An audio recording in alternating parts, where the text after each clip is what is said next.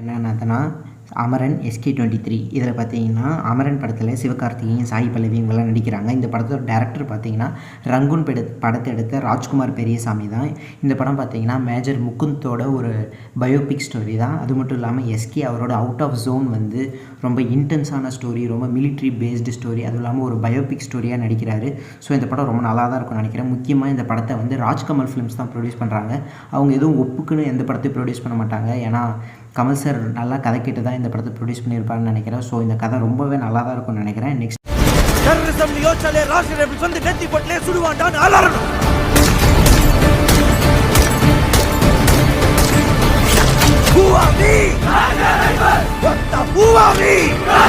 பார்த்தீங்கன்னா SK23 இந்த படத்தை பார்த்தீங்கன்னா AR முருகதாஸ் தான் டைரக்ட் பண்ணுறாரு.